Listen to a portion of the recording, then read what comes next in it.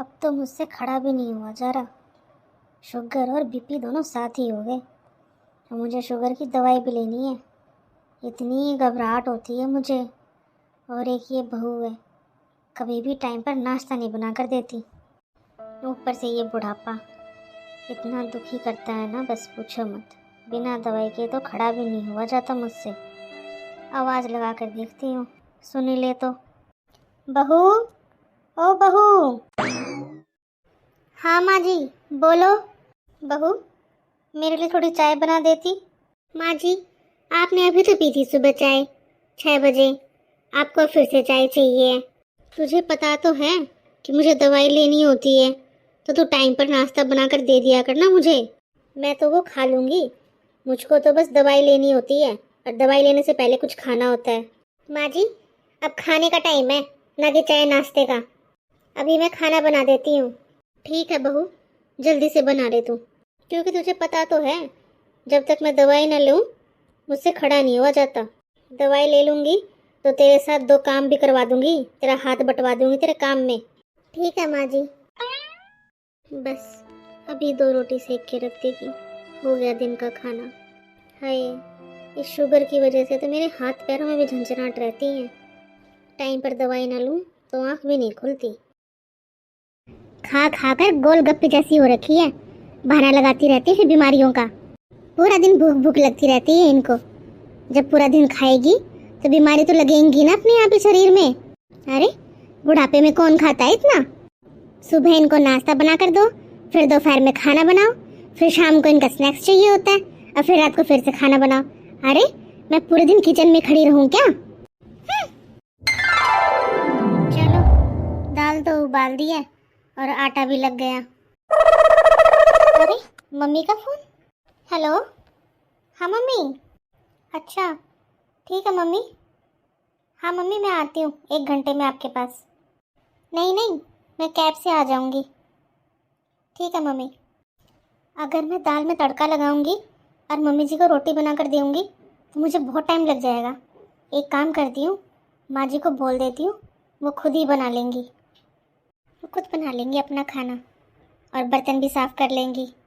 बस उनको मैं 1 कप चाय बना के दे देती हूँ। बिस्किट खाकर फिर अपनी वो दवाई ले लेंगी। नेहा, क्या हुआ बेटा? ऐसे अचानक से क्यों आई तू? और तू अकेली आई है बेटा? नहीं माँ, इन्होंने मुझे बाहर गेट पर ही उतार दिया। इन्हें कुछ काम था इसलिए अंदर नहीं आए। मम्मी, अब नहीं रहूंगी मैं अपने ससुराल वालों के साथ।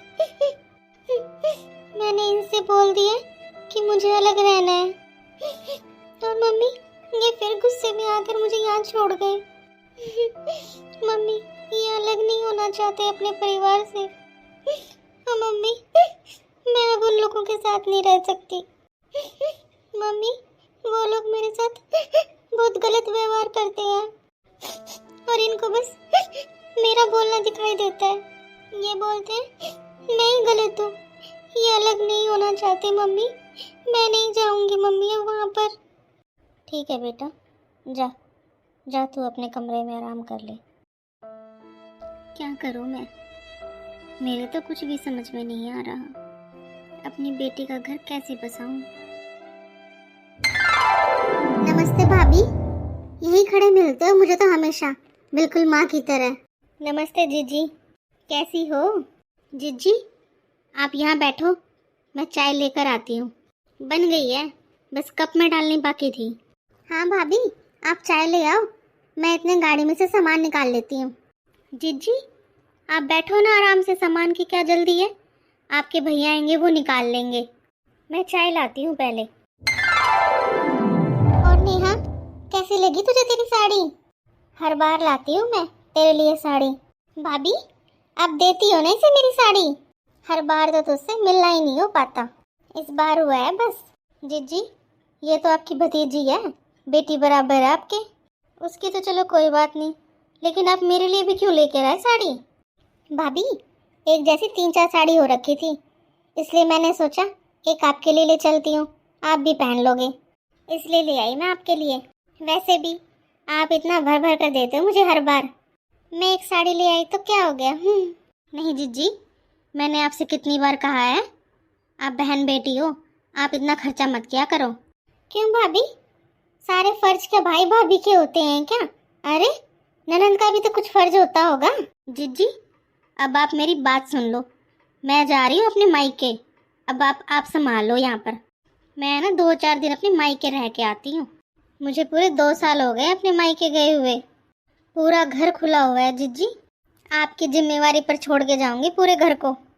दोनों बुआ भतीजी रहना आराम से। कुछ बाहर से मंगवाना हो तो अपने भैया को बता देना। आराम से रहो दोनों। जीजी मेरे भाई का 2-3 बार फोन आ लिया। मैं तो सोच रही थी इस बार हो ही आती हूँ 2-4 दिन के लिए। भाभी आप तो मेरा ही मौका तलाश कर रहे थे। ठीक है, आप हो आओ, मैं भी समझती हूँ। ऐसे तो कहाँ निकला जाता है घर गृहस्थी से। मैं संभाल लूंगी भाभी। जीजी आपका ही घर है, किसी भी चीज पर कहीं पर भी कोई ताला नहीं है। बुआ भतीजी भाई आराम से रहना। अपने भाई को आपके हाथ का अच्छा अच्छा खाना बनाकर खिलाना। अरे नेहा बेटा, देखना जरा बेटा, ऊपर छत पर कपड़े सूख रहे थे, जरा उतार के लाना बेटा उनको एक बार। जीजी मेरी बात सुनो, मैंने बहाने से भेजा है नेहा को ऊपर छत पर। भाभी क्या बात हो गई? जीजी आप अपनी भतीजी को थोड़ा समझाओ, मैं तो उसे सारा दिन समझाती रहती हूँ, पर मेरी बातें ना इसे समझ में नहीं आ रही हैं। सहन शक्ति बहुत कम है इसमें। इसकी सास का व्यवहार तो बहुत ही खराब है। सारी गलती इसकी भी नहीं है, इसकी सास का ही स्वभाव बहुत खराब है। सारे दिन लड़ाइयाँ करती रहती है इसके साथ। अब इसने भी एक जिद पकड़ ली है कि अलग रहूँगी, उनके साथ नहीं रहूँगी। और जमाई जी गुस्से में इसे यहाँ छोड़ जाते हैं और वो अलग नहीं होना चाहते अपने परिवार से। 1 साल में ही 5-6 बार आ चुकी है ये। एक महीना रुक कर जाती है, 10 दिन वहाँ रहेगी तो 1 महीना यहाँ रहेगी। आप तो जीजी घर की सदस्य हो और आपका स्वभाव भी मैं जानती हूँ। मुझे पता है कि आप नेहा को कितना अपना मानती हो, इसलिए ना आपको बता रही हूँ मैं। आप जरा समझाओ ना उसे, अगर आपकी बात समझ ले तो वो। अरे जब से इसने थोड़ा यहाँ पर ज़्यादा रहना शुरू किया है ना, बहू ने भी अपना व्यवहार बदल लिया है। वो तो मुझे सुबह का नाश्ता भी बना के नहीं देती है। सुबह इतनी लेट तक दवाई के लिए बैठी रहती हूँ मैं जीजी। जीजी मैं तो ना तो ये बातें ना ही तो इसके पापा से कह सकती हूँ और ना ही इसके भाई से कह सकती हूँ। दोनों इसी की गलती बताते हैं और उल्टा मुझ पर गुस्सा करने लग जाते हैं। मुझे सुनाते हैं कि मैंने ही बिगाड़ दिया इसको ज़्यादा लाड प्यार करके। जीजी मैं आपको सच बताती हूँ, इसकी सास का व्यवहार ना बहुत ही ख़राब है, बहुत ज़्यादा। लेकिन किसे बताएं जीजी, सारी गलती मेरी बेटी की भी नहीं है, बस उसमें थोड़ी सहन शक्ति कम है और नई उम्र की लड़की है ना, अब ये कहाँ से इतनी समझदार हो गई। लेकिन जमाई जी इसकी बिल्कुल भी नहीं सुनते हैं। ये अगर उनके सामने कुछ बोलती है ना, उनकी माँ के लिए, उनकी बहन के लिए, तो वो गुस्सा होकर इसको यहाँ छोड़ जाते हैं और अलग होने के लिए तो साफ साफ मना कर दिया उन्होंने। और भाभी इसकी तो जेठानी भी है ना, उसका व्यवहार कैसा है? क्या बताऊँ जीजी, अब मैं जिस दिन से उसकी शादी हुई है उस दिन से इसकी तबीयत ठीक नहीं रहती। ये बोल रही थी कि मम्मी घर का सारा काम मैं ही करती हूँ, वो तो रसोई में भी नहीं आती है मदद करने के लिए। इन्हीं बातों से तो झगड़ा शुरू हुआ था। इसने अपनी सास को ऐसे ही बोल दिया कि मम्मी जी दीदी तो अपने रूम से बाहर नहीं निकलती, किसी भी काम में हाथ नहीं बटवाती है। बस इसकी सास ने बोला, जेठानी है वो, बड़ी है, इसको बोला कि उसके घर का बस यही रिवाज है, जब बड़ी बहू जेठानी बन जाती है ना और दौरानी आ जाती है तो दौरानी घर का सारा काम करती है, जेठानी नहीं करती। बस इन्हीं बातों से धीरे धीरे इतना झगड़ा शुरू हो गया कि अब मेरी बेटी वहाँ जाने के लिए बिल्कुल भी हाँ नहीं करती, बिल्कुल ही रहना नहीं चाहती वहाँ पर। आपको पता है जीजी, ये सारी बातें मैंने पहले बहू को बताई थी। ये सोचा था कि समझेगी वो थोड़ा और इसे समझाएगी, लेकिन उसने तो इसे उल्टे ताने देने शुरू कर दिए। इसलिए बहन जी बस आप पे ही भरोसा है, थोड़ा समझाओ इसे। थोड़ी सहन शक्ति तो रखनी पड़ती है ससुराल में। ठीक है भाभी, मैं समझाऊंगी, आप चिंता मत करो। वैसे भाभी वो ऐसे माहौल में रही नहीं है ना अपने घर का माहौल ऐसा है लड़ाई झगड़े वाला, और ना ही हमने आज तक सुना है। कितने शांत स्वभाव के हैं सब। बहू भी शायद नेहा को देखकर ही ऐसा कर रही है, लेकिन शुरुआत में तो वो भी ऐसी नहीं थी। वो भी अपने आप ठीक हो जाएगी। लेकिन नेहा का घर बसना ज़रूरी है। और भाभी, अपनी नेहा की इतनी गलती भी नहीं है। अपने घर का कहाँ ऐसा माहौल है भेदभाव करना। बहन जी, मुझे पता है इसकी गलती नहीं है। अरे, कोई सास अगर ऐसा भेदभाव करेगी बहुओं में तो मन में तो गुस्सा आएगा ही ना। लेकिन इसे अपने ससुराल के हिसाब से रहना पड़ेगा ना कि अपने मायके के हिसाब से। और तो और एक ननंद है, मैंने उससे भी बात की थी, वो भी इसको बराबर नहीं रखती। वो भी इसकी जेठानी कोई बड़ा मानती है, उसी को ही अपना मानती है। बस इससे भेदभाव करती है। इसलिए जीजी, इसका हर टाइम दिमाग खराब रहता है। अभी कल गुस्से में छोड़ के गए हैं जमाई जी इसको गेट के बाहर ही, अंदर भी नहीं आए। इसीलिए तो मैं सोच रही थी भाभी, मैंने आपसे बोला नहीं। नेहा ना बहुत उदास सी बैठी थी, एक शब्द भी नहीं बोला उसने।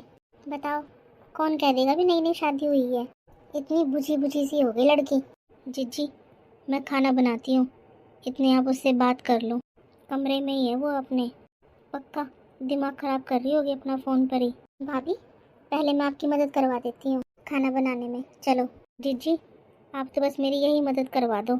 मैं तो इसे समझा समझा कर थक गई। बस यही बोलती है, मम्मी आपका ज़माना कुछ और था, आज कुछ और है। मुझसे बस अब ये सब सहन नहीं होता। जीजी, आप बात करो बस उससे अब। आप चिंता मत करो भाभी, मैं उसको अच्छे से समझाने की कोशिश करूँगी। जाती हूँ मैं उसके पास। नेहा, बुआ जी आप, कुछ काम था? खाना खा लिया बुआ जी आपने? इतने टाइम बाद तो मिली है तू मुझे यहाँ पर, तुझसे दो बातें करने आई हूँ मैं। अच्छा बुआ जी, आओ बैठो। और बुआ जी, कैसे हो? आपके ससुराल में सब कैसे हैं? सब बढ़िया है बेटा। अब सास ससुर हैं, उनकी सेवा तो मेरे हिस्से में आई है। तुझे तो पता ही है ना, मैं छोटी हूँ अपने ससुराल में। दो जेठानी है मेरी। जब उन्हें काम की ज़रूरत थी, सास जवान थी, तब तक तो उन्होंने अपने पास रखा था सास को। अब सास में बुढ़ापा आ गया, बूढ़ी हो गई है सास, जेठानियों के बच्चों की शादी हो गई है, तो छोड़कर चली गई सास को मेरे पास। और तेरे फूफा जी को कंपनी की तरफ से बाहर जाने का ऑफ़र आया है, फैमिली को साथ ले जा सकते हैं। पर तू बता बेटा, कैसे जाऊँ मैं अब बूढ़ी सास को छोड़कर? तुझे पता है बेटा, मेरी सास ने कभी भी मेरे काम की तारीफ़ नहीं करी। जिस दिन से शादी कर कर उस घर में गई थी ना, उस दिन से इतना सुनाती थी मेरी सास मेरे को, और हमेशा जेठानियों के गुणगान गाती रहती थी। कभी भी मेरी सास ने मुझे अपनी बेटियों और अपनी बड़ी बहुओं के बराबर नहीं रखा, सिर्फ नौकरानियों की तरह रखती थी मुझे। तू तो बहुत छोटी थी बेटा, तुझे नहीं पता तेरी बुआ ने क्या क्या झेला है। तुझे आज लगता होगा ना कि फूफा जी सारी बात मानते हैं बुआ जी की, मैं कैसे इतनी फ्री होकर घूमती रहती हूँ। बेटा, ऐसे ऐसे दिन देखे हैं मैंने। 3 नंदे हैं मेरी, तीनों नंदे मुझे हमेशा रुला कर ही सुलाती थी। तुझे कैसे बताऊं बेटा, इतना बुरा माहौल था मेरे घर का, लेकिन तेरी मम्मी की शिक्षा ने है ना मेरा घर बसा दिया। एक बार इतना झगड़ा हुआ था, तेरे फूफा जी ने मुझ पर हाथ उठा दिया था, और फिर मैं आकर बैठ गई यहाँ पर। मैं गई नहीं 1.5 महीने तक, इतना रोती थी, बहुत ज़्यादा। तेरे फूफा जी ने मेरे ऊपर हाथ उठाया था। बुआ जी, फूफा जी ने आपके ऊपर हाथ उठाया हुआ है?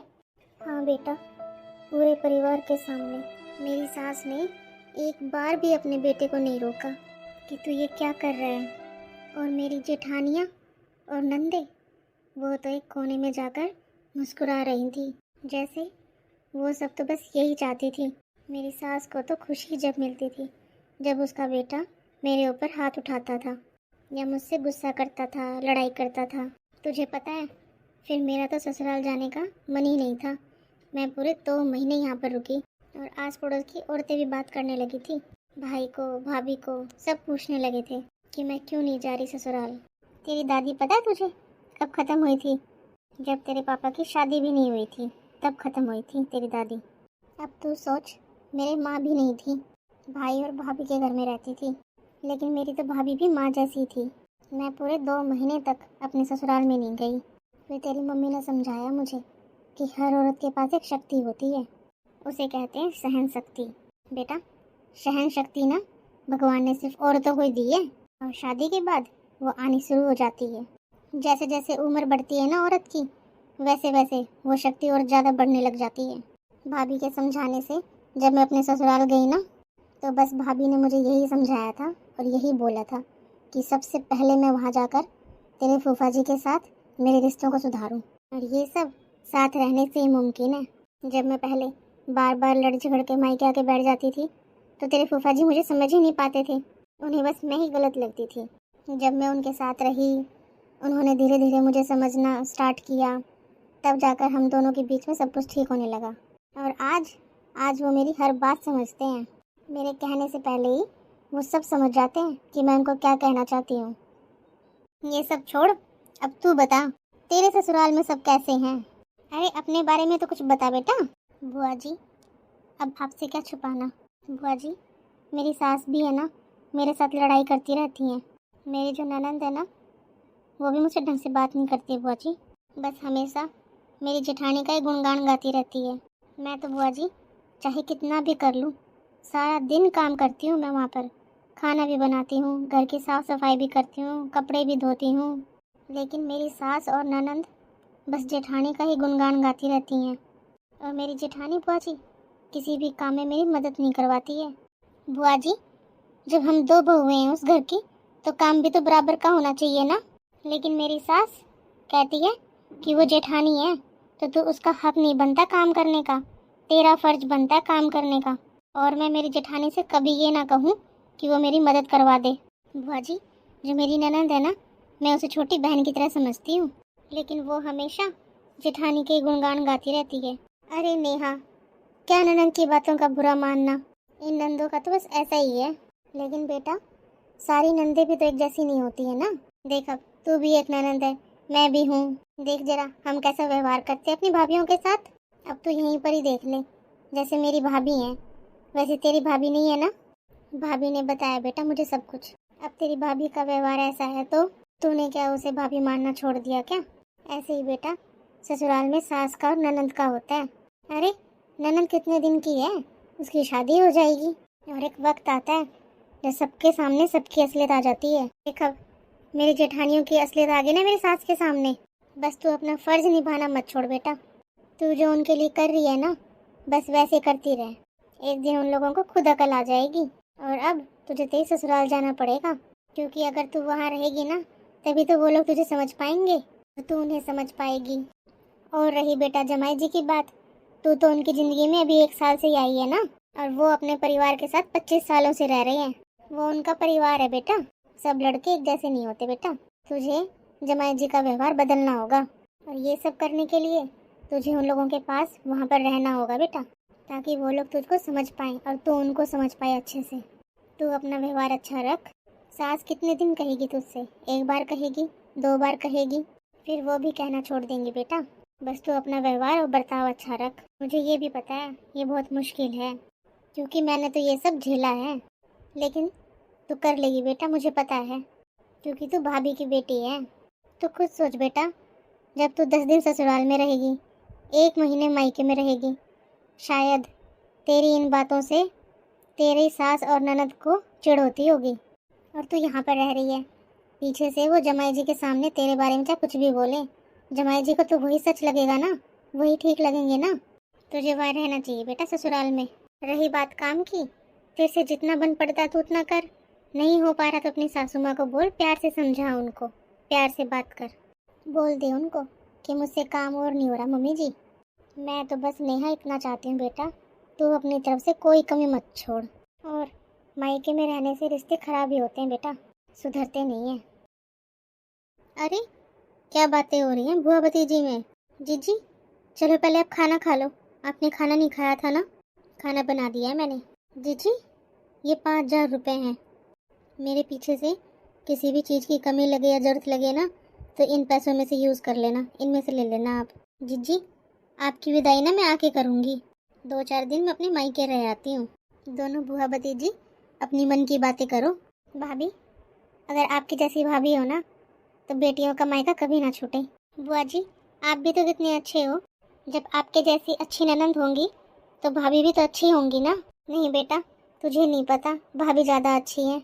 नहीं तो माँ बाप के जाने के बाद कौन इतना सम्मान देता है नंदों को? कोई घुसने भी नहीं देता। आज तक मुझे मेरे मायके आकर ये महसूस नहीं हुआ कि मेरे माँ बाप नहीं है। हमेशा तेरे बराबर रखती है मुझे, वरना कौन बुलाता है ऐसे। भाभी, आप हो आओ अपने मायके। मैं खूब अच्छे से ध्यान रखूंगी घर का। अब यहाँ की चिंता तो बिल्कुल ही मत करना। अब मुझे किस बात की चिंता, अब आप आ गए हो ना, घर आपका हुआ, संभालो। मैं जा रही हूँ मेरे मायके। मैंने तुझे जो भी बातें बताई हैं तेरे को समझ में आ गई ना।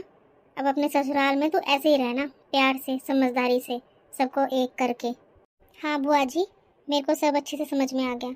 आपने जो जो मेरे को बताया, जो जो मेरे को समझाया, आपने जो जो मेरे को बताया है ना, मैं बिल्कुल वैसे ही रहूँगी अब ससुराल में। थैंक यू बुआ जी। आपको ये हमारी छोटी सी वीडियो कैसी लगी, प्लीज़ कमेंट करके ज़रूर बताइए। और पूरी वीडियो देखने के लिए बहुत बहुत धन्यवाद।